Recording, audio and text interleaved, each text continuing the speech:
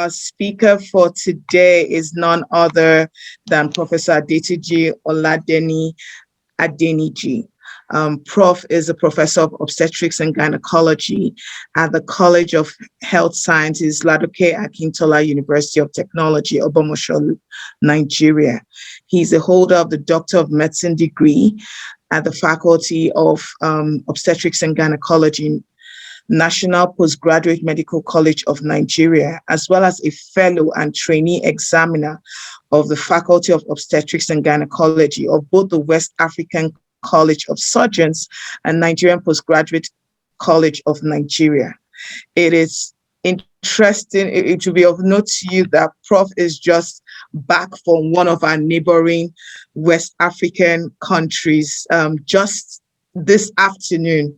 That's to show you his dedication, and our fingers were crossed that he makes it on time.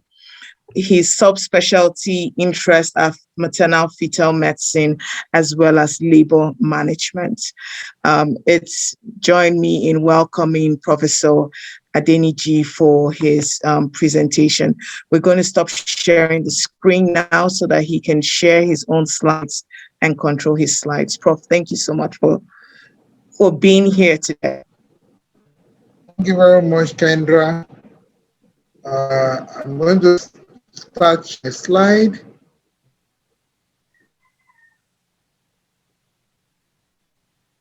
Prof, you could check your volume. You're not muted, but your volume, we can hear you. Oh, okay. You have to speak louder. No, we can hear you perfectly now. I'm on my maximum volume already. Okay. Good afternoon, ladies and gentlemen. Today we're talking about the topic predicting and preventing preeclampsia, eclampsia, and then we look at early maternal warning signs. I know many of us have experience managing preeclampsia, eclampsia, but there is no harm in us sharing ideas over time. We're going to follow this line outline in 9. We'll look at pathogens and etiology, clinical presentation. We'll talk a little bit about screening, risk factor, some predictors, pressure through preconsideration. We'll mention a little bit of the clinical, talk about of imminent eclampsia, treatment, delivery, and care, and we'll end up by talking about preventive measures. By way of definition, preeclampsia is a multi-organ syndrome. I mean, it involves the brain, the eyes, the kidney, the heart. It's a multi-organ syndrome of pregnancy, and it usually occurs after 20 weeks of gestation. First time in a pregnant woman who is not known to be hypertensive, and it also comes alongside with maternal end organ dysfunction, and these are why it is called multi-organ. Another definition will talk about idiopathic progressive multisystemic disorder, which is characterized by elevated blood pressure of 140/90 millimeters of mercury on at least 2 occasions, done 6 hours apart, significantly when a woman at period of rest, and is associated with significant proteinuria, which never had been recorded in the pregnancy, and usually occur after 20th week of gestation. Now, the important thing to note in this instance is that usually preeclampsia occur in people who are not known to have history of hypertension, but also it can complicate situation where you have people who have hypertension, but that is just now. Now, we mentioned the issue of significant proteinuria. It is not uncommon to have protein or glucose in urine of pregnant women. But however, there is a cutoff point where you define as significant proteinuria. If you measure, this is equal to or greater than 300 milligrams of protein in the 24-hour urine collection, or commonly when we use dipstick, equal to or greater than 12 plus of protein on dipstick on at least 2 occasions, or when you have 1 plus, when the urine is have a pH of less than 8 or specific gravity of 1.030 on 2 occasions, or when you do urinary protein creatinine ratio of greater than 0.3, then that is termed significant proteinuria. So what he's suggesting here is that not all proteinuria are significant in making diagnosis of eclampsia. And I also need to point out that you can make a diagnosis of preeclampsia even when you must have that present. But when it's there, you strengthen your diagnosis. It is responsible for 50,000 to 60,000 maternal deaths annually worldwide and complicates between 2 to 8% of all pregnancy. Currently, there are no effective treatments for preeclampsia, and the only known cure is delivery.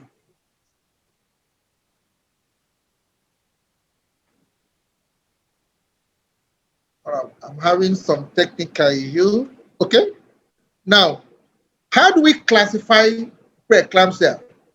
Preeclampsia can be broadly classified into 2 categories. You have the mild preeclampsia and you have the severe preeclampsia. There is no moderate preeclampsia, mild or severe. And the mild is when you have the blood pressure within the range of 140/90 to 160/100 millimeter of mercury. And it is severe. And it is without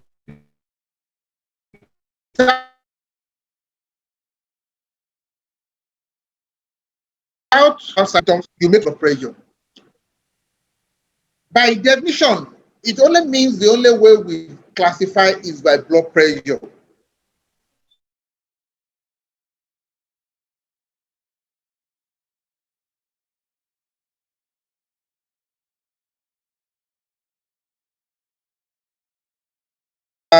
There is for severe for study of hypertension and pregnancy meter that even when you don't have that high blood pressure and you have any of these parameters, you can make a diagnosis of severe preeclampsia. And if you have difficulty in blood pressure or you have deterioration in clinical condition, one of the complications of severe preeclampsia HELP syndrome translates for elevated for EL and low for LP.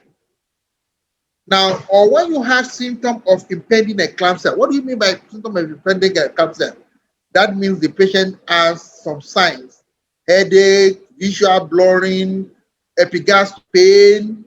Those are some of the signs that suggest to you that you may have imminent eclampsia. Or in a woman with low platelets, the platelets start dropping, then you may suggest to you that you have imminent eclampsia, or you have worsening fetal growth restriction. Now, I mentioned earlier, there is less emphasis on proteinuria. Now, with or without proteinuria, but elevated blood pressure, you can diagnose preeclampsia. Now, what causes preeclampsia? The pathogenesis is unknown. Or let me put it this way, there is no established pathogenesis. But we know that one of the theories has to do with early placentation. That is, in early pregnancy, the formation of the placenta, there is an abnormality there that makes it difficult for the placenta to attach itself and penetrate into the uterine vessels. The uterine vessels by nature has high resistance, has low capacity. But because of the need to carry nutrients to the fetus, the resistance must be low. The capacity must be wider so that it can pull blood and allow for diffusion and perfusion to the fetus. So when you have this abnormality, there is decreased oxygen tension at the level of the placenta bed. And these have been known to cause release of some vasoconstriction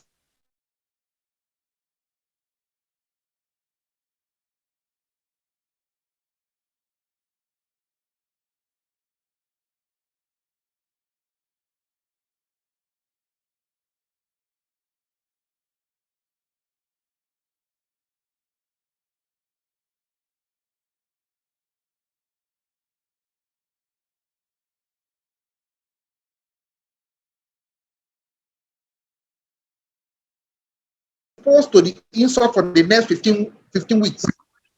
So that fetus with the level of oxidant and co can easily be exposed to fetal intrauterine growth restriction.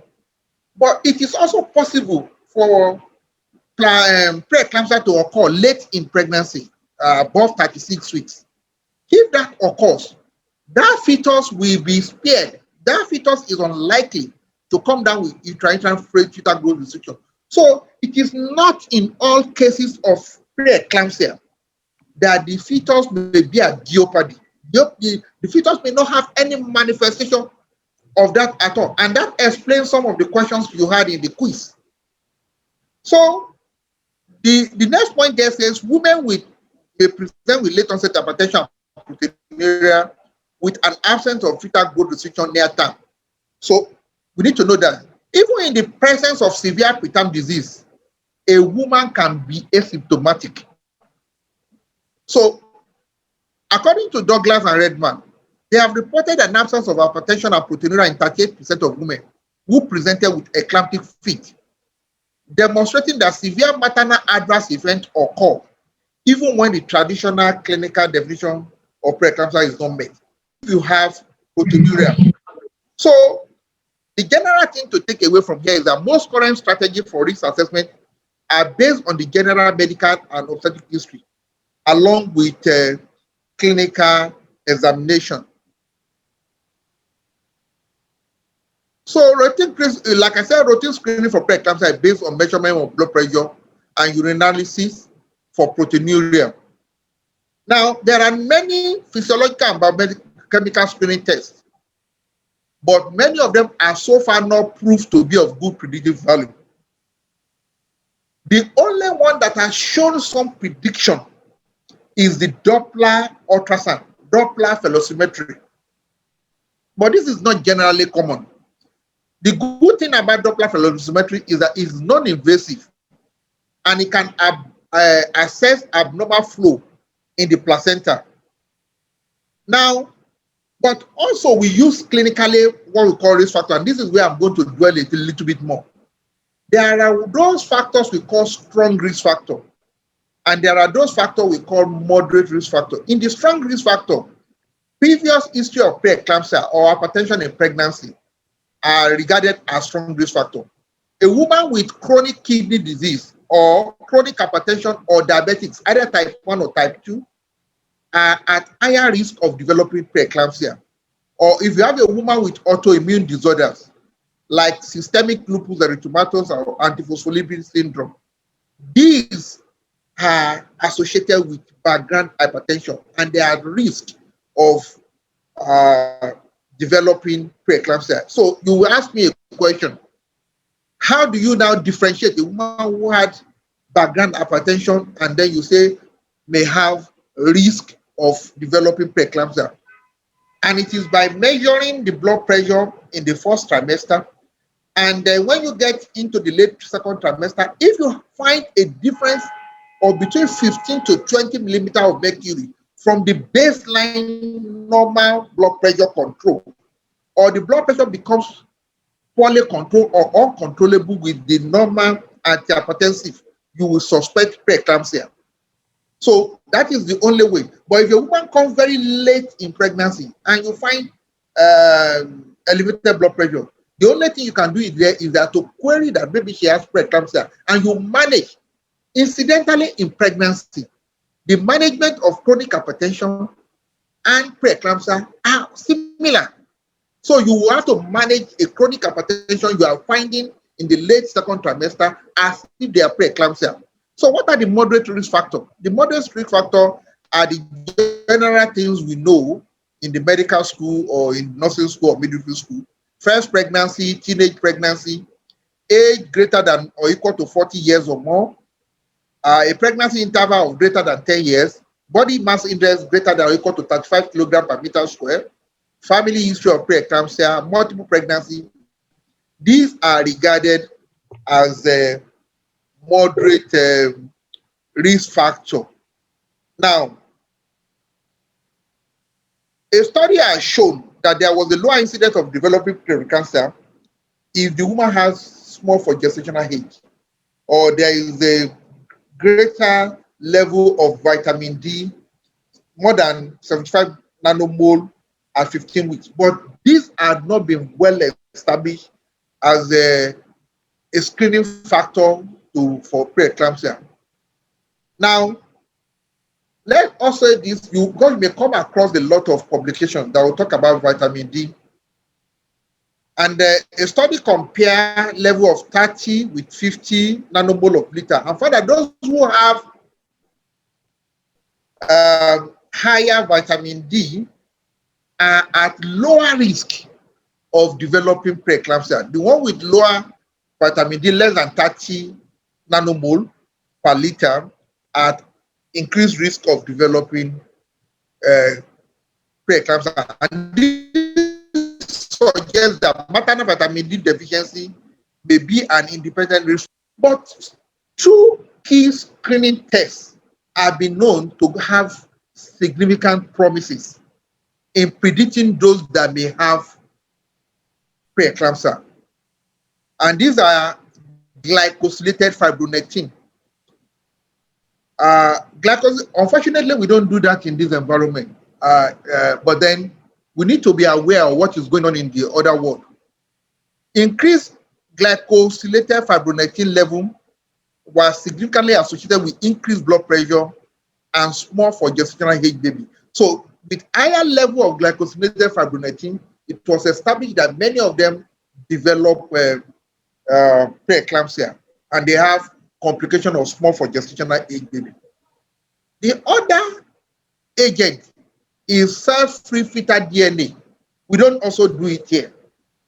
But this is not as predictive as glycosylated fibronectin, because you can find cell-free DNA even in patients with Down syndrome. So, but then we know it occurs. And then the trouble with also using cell-free DNA is that it is limited to use in early second trimester, because the level can generally be low in later pregnancy. But we need to be aware of this. Now, so what do we do with blood pressure control? Because this is what impacts on our clinical practice. The recommended systolic blood pressure is said that we should keep below 150 millimeter of mercury. Now, let me point out here, it is good to tightly control the blood pressure in preeclampsia, but you must also be aware that if you drop the blood pressure too low, you are going to compromise the placenta perfusion, and that can lead to fetal demise. The fetus can die. So you need to balance between tight control, too tight control, and then moderate control. So blood pressure below 150 millimeter of mercury, the diastolic between 100, 100. The common teaching is that never drop the blood pressure diastolic below 90 millimeter of mercury as much as possible, because when you do that, you compromise. The placenta have been used to perfusion at high blood pressure. So when you do that, the placenta flow shuts down, and the baby. It is also a common thing that when you are controlling the blood pressure at that rate, and you have not adjusted your blood pressure, your drug, antihypertensive, and the blood pressure suddenly drops to normal, 110, 170, 120, 180, you should suspect that maybe you have a fetal death. And that is the time to go and assess whether that fetus is still alive or not. Because we know that the cure for preeclampsia is delivery. So when the baby dies, the placenta gets into dysfunction, and the driver, the chemicals that is driving the preeclampsia suddenly disappear. So sudden normalization of the blood pressure sometimes is not a good sign in preeclampsia. So now, how do you control severe hypertension, severe preeclampsia? You treat it with short-acting, not long-acting, short-acting parenteral antihypertensive agent. Because you have severe blood pressure, you need to bring that down to manageable level, less than 150, around that 150, 100, 130, 100. But you don't want to drop it so long. If you use longer acting, the effect lasts longer, and you may not be able to raise the blood pressure if it goes further too low. So the teaching is that you use short-acting parenteral antihypertensive, most frequently intravenous adalazine, which often works for between 30, 45 minutes, 1 hour maximum. And if you need more, and that is why the teaching is that when you give the adalazine, you repeat your blood pressure in 30 minutes time. If it is still high, you give another dose because it's short-acting. The same thing with labetalol.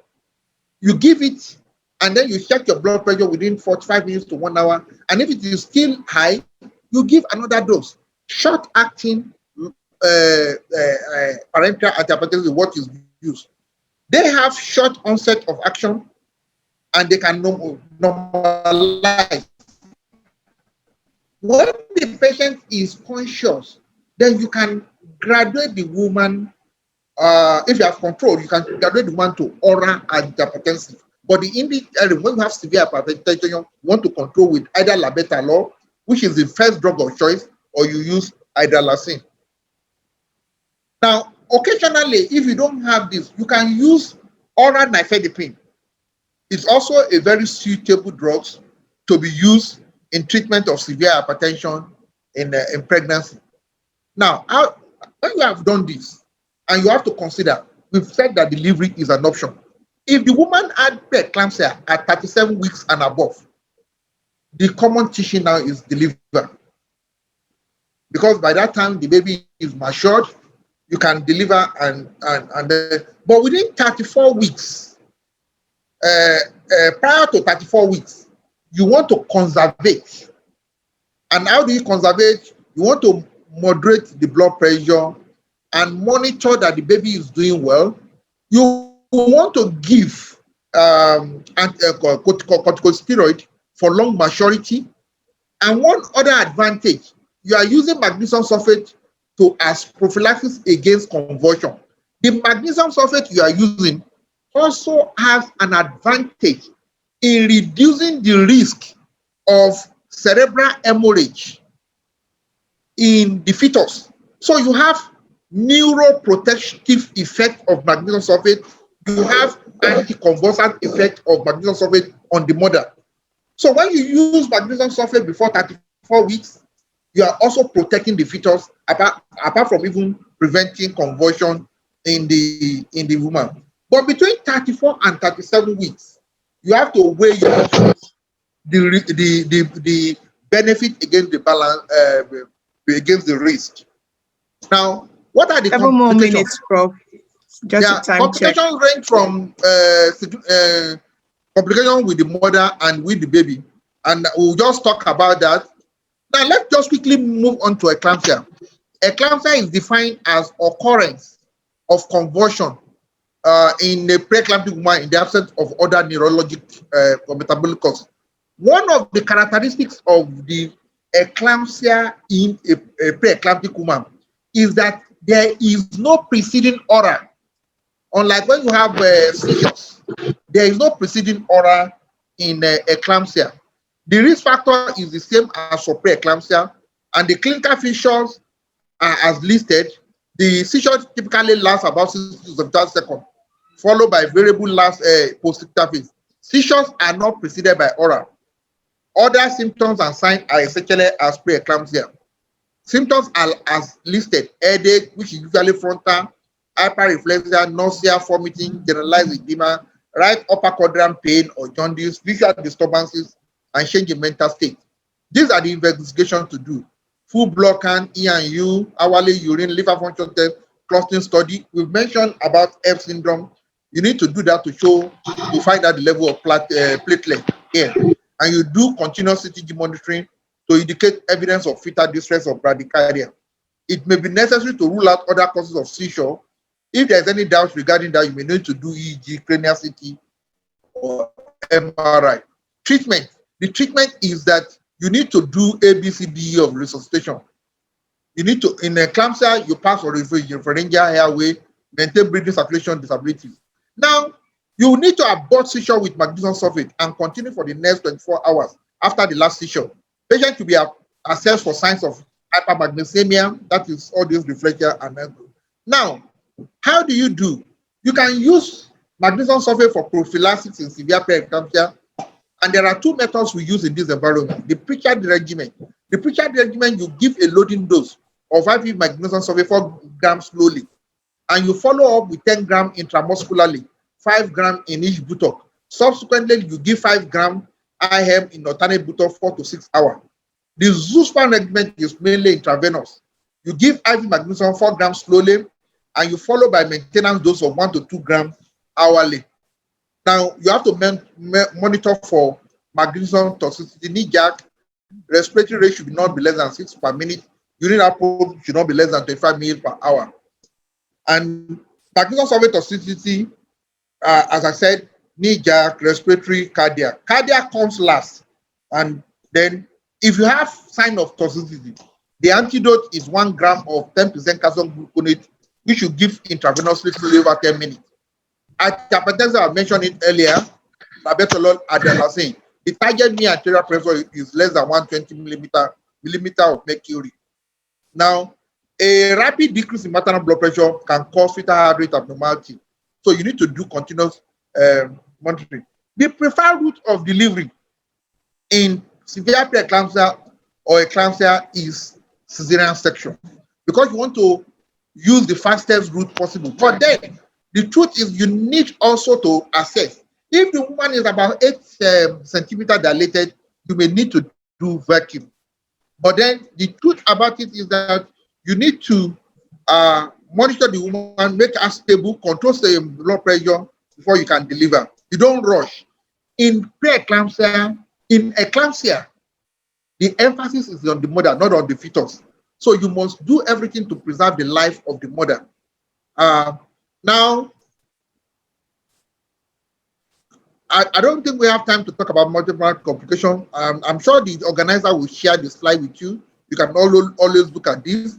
Now, prevention. What have been known now that make promises for prevention is to start aspirin in those with high risk factor before the 16th week of pregnancy. You start them on low dose aspirin, 75 milligrams daily, and that have been known to reduce the thrombosin. The thrombosin is a prostaglandin, and then you reduce the thrombosin, which is vasoconstrictive, and then you increase the prostacyclin, which is vasodilatory. So these have been known to reduce the risk of preeclampsia. Well, calcium supplementation is not recommended except if you are demonstrated absolute low calcium level, then they may have be of benefit. Low molecular weight heparin has also been used. They have been said to decrease risk of preeclampsia, but the benefit is not absolute. Antioxidants, neither here nor there, but then the truth is nobody has any proof. So I thank you for, I think we have taken 30 minutes of the time we have for lecture, and that is it. And I think I'll take questions, and I think I've been able to mention some of the answers to the pre-quiz along with the lectures. So I expect a better performance in the post-test quiz from this lecture. Thank you very much. Kendra, over to you. Spoken like a true professor and teacher. Thank you so much, Professor Adeniji, for this really, comprehensive teaching. And we have some comments reflecting how much the participants have enjoyed this. So I know that more questions will be coming. So just to ask a few questions before we hear the case presentation and still have time for more discussions. We have a question from Dr. Aima, and she says, thank you, Prof. In a patient with severe preeclampsia whose blood pressure is stabilized, please, is it advisable to deliver or wait till term? That Term actually being depends on 37 weeks. that actually depends on the gestational age. I did say during the lecture, if the gestational age is 37 weeks and above, the benefit of delivering outweigh the risk of waiting. So it is better to deliver such. But when you have lower than 34 weeks, you want to delay to give corticosteroid for long maturity. And you want to delay to give magnesium sulfate for two functions, for two reasons. So as prophylaxis against eclampsia and as for neuroprotection for the fetus. But within 34 and 37 weeks, you need to weigh your risk and benefit and discuss with the patient, because from 34 weeks in this environment, about 65% of our babies survive. So you may have to discuss that with the patient for her to be aware of the risk of delivering at that gestational age, preterm gestational age. And if the risk, depending on how well you have controlled the blood pressure, if the benefit outweigh the risk, you may be considering delivering. Because from 34 weeks, you won't use corticosteroid. It is before 34 weeks that you need corticosteroid for long maturity. So you may want to consider that, but that depends on the situation on ground in the woman and of the fetus. Thank you so much for that response.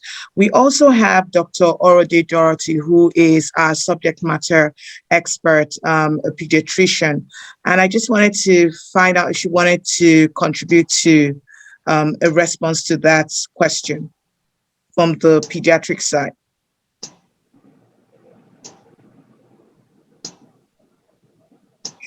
Dr. Oladeni, can you unmute? Apologies,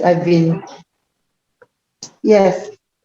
Chandra, you want me to repeat the question? Can you repeat the question? Okay. Yes. So one of the participants had asked, in a patient with severe preeclampsia whose blood pressure is stabilized, is it advisable to deliver or wait till term, 37 weeks? And Prof had given the answer around, 37, if at 37 weeks, the risk, you assess the risk and you can deliver at 37 weeks, but if less than 34 weeks, to wait and build long maturity with corticosteroids. I just wanted to find out if you had any, if you wanted to build on that.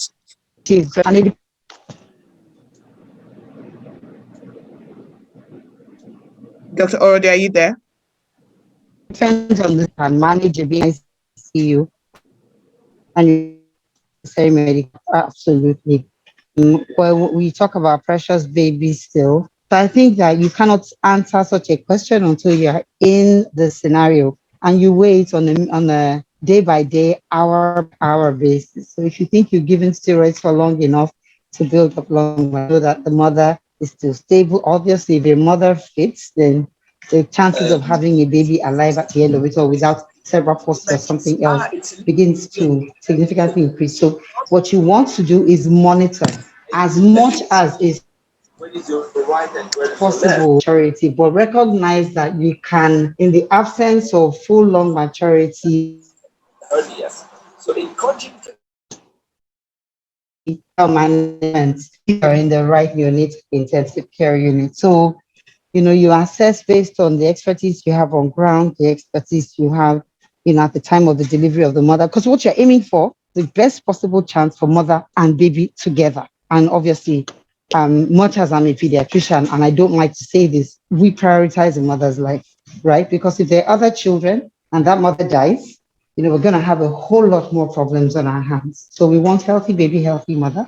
As much as possible, we want that mother to pull through, because with a living mother, you may have another opportunity to have another baby. Okay, and other children won't suffer as well. Health hats on when I say that. And thank you very much. Very much for your Okay, so Prof, directing another question to you. Does including vitamin D among routine drugs in pregnancy serve as a preventive mechanism against preeclampsia, eclampsia? You're muted. Prof, you're muted. Now, I did say that the use of vitamin D as a prophylaxis against preeclampsia and eclampsia is unproven, even though studies have shown that higher level of vitamin D seem to protect against that. What we know is that it is not currently a practice to recommend supplement of vitamin D. But when you look at every other options and you have tried and you can demonstrate low level of vitamin D below 30 nanomole per liter, you may want to supplement, but it is not a proven prophylaxis against developing preeclampsia or eclampsia. But what is known generally now is the use of aspirin, low dose aspirin, at 75 milligram daily. And that is answering one of the charts that I have here. 75 milligram daily. But the benefit is maximum if you commence that from 16 weeks upward. That means you must have used the risk factor, the strong risk factor we have. And you see that this woman is in the category of risk factor, and then you start. Don't forget that you will not be able to make diagnosis of preeclampsia until 20 weeks and above. But in those with high risk factor, you want to prevent it with them by using low dose aspirin. So vitamin D, neither here nor there. Studies have shown benefit, but it is in those in whom you demonstrated low level below 30 nanomole per liter that you have some benefit demonstrated. Thank you. Thank you very much, Prof, for answering 2 questions at a go. We have a question here. What are your thoughts on Kendra, lifestyle? May I just put in something? Okay, yes, about Dr. vitamin D. Yes, go ahead, please. So in the past, I wouldn't have paid much mind to a vitamin D question, but I listened to Prof earlier and I thought vitamin D may not have a preventive, but it may have a protective. I think also in the wake of the COVID pandemic, one of the things we saw was that people who had higher pre-infection vitamin D levels appear to have better outcomes. And this is not restricted to pregnant women, but to individuals in general. And also, those people appear to have less severe manifestations of depression. So I think that on the whole, we are probably coming to a point now where we're going to begin to take this vitamin more seriously. And it would be useful to begin to see whether randomized controlled clinical trials, if they can be done ethically, will begin to show different sets of outcomes with vitamin D. I've just sort of started to take a closer look at this drug hormone and been, wondering. And I wonder if there are people who are interested in academics on the call who would sort of desire to take a closer look at this, at least from the point of view of young adult women in childbearing years. So we have a question. What are your thoughts on lifestyle modifications for women to prevent preeclampsia? Dr. Prof. Adeniji. Of course, we know the role of lifestyle modification in preventing hypertensive diseases generally. Don't forget, preeclampsia here is a class of hypertension. The peculiarity here is that it is hypertension in pregnancy. So lifestyle modification in terms of moderating alcohol intake, tobacco consumption, take of vasoactive agents, reducing weight, reducing salt intake has its own role. But and at the same time, you have to take into consideration that pregnancy is within a time frame, it's not indefinite. So sometimes the effect of what you want to do with modification of lifestyle might not manifest during the course of that pregnancy, except if this person had done Good afternoon, pre-conception ma. care. Oh, sorry. Good morning, ma. Of this, Cleros is doing well. of course, if this woman has done pre-conception care and you have noticed some lifestyle and you have modified before pregnancy, that may have maximum benefit than when you have a woman in pregnancy and you want to modify. Sometimes it is not so easy.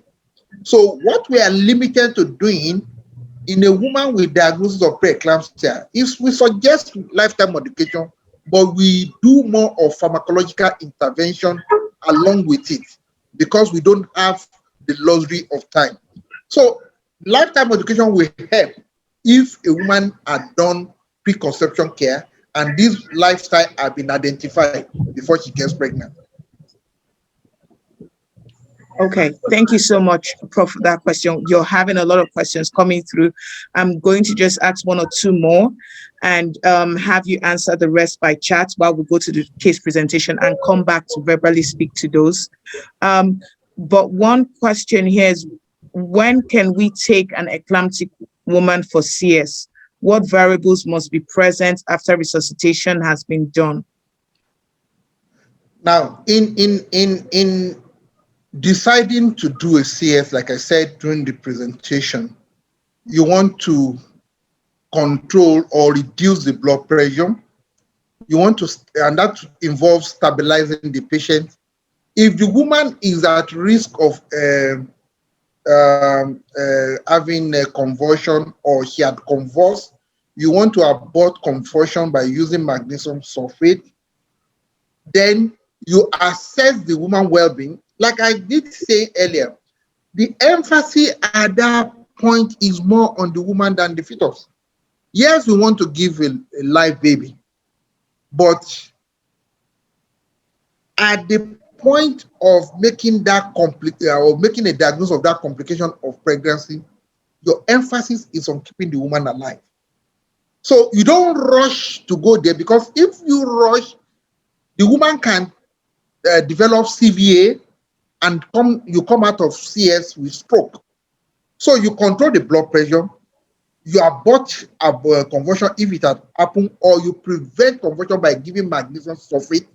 Then you pre-oxygenate if necessary, and then you can now go for your cesarean section when you have been able to control the blood pressure. And control the blood pressure does not mean you want 120, 80. Like I said, a blood pressure of 130, 90, 130, 100 is enough control for you to go in there.